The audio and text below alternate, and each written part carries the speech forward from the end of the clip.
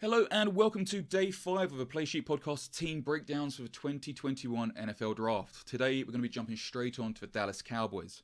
The Cowboys have 10 picks going into this year's draft, including, aptly, the 10th pick overall. They also have the 44th in the second round, 2 third rounders, 2 fourth rounders, a 5th, 2 sixths and a 7th. Those extra picks from a third round onwards are primarily compensatory picks for the loss of a number of free agents, including Randall Cobb, Jason Witten and Byron Jones. And Dallas also has Detroit's 6th round pick. Now in 2020, the Cowboys slumped to a 6-10 record, finishing 3rd in the NFC East. Losing Dak Prescott to a devastating leg injury in Week 5 certainly didn't help matters, but let's not forget the team were 1-3 going into that game. The issues with this team were primarily on the defensive side of the ball, which was a surprise given some of the names on the roster to start the season. Since then, several of those starters have left the team, but all three levels of the defense need to be addressed. Cornerback is by far the most pressing need, having lost Chidobe Awuzie to the Bengals in free agency. With their 10th pick, the Cowboys should be in a great position to pick up either J.C. Horn or Patrick Surtain, with the Panthers at 8th overall being the only team in front of them who may target the position. Next after this would be linebacker. Now, I was a big fan of Leighton Vander Esch in his rookie season, but he seems to have regressed since then.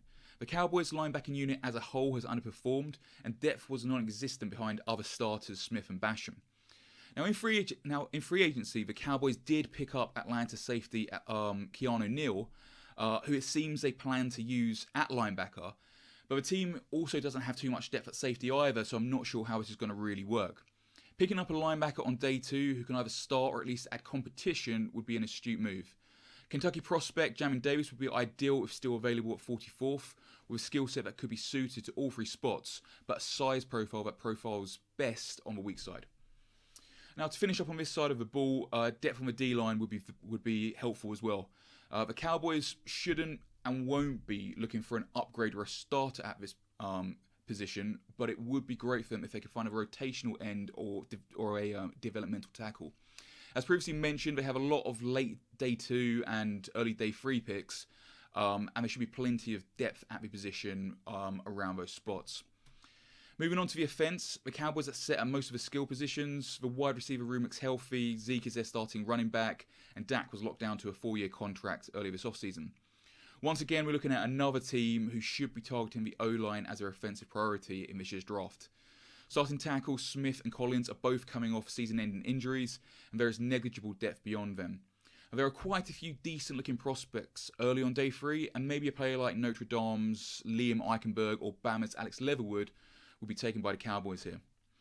Now, the Cowboys will be targeting defense in this year's draft, and I can't see past a cornerback being taken by them in round 1, followed by at least 2 more picks on the defensive side of the ball on day 2. Dallas has a fair amount of capital moving into this draft, so don't be surprised to see them moving up and down to get their guys. That's the Cowboys.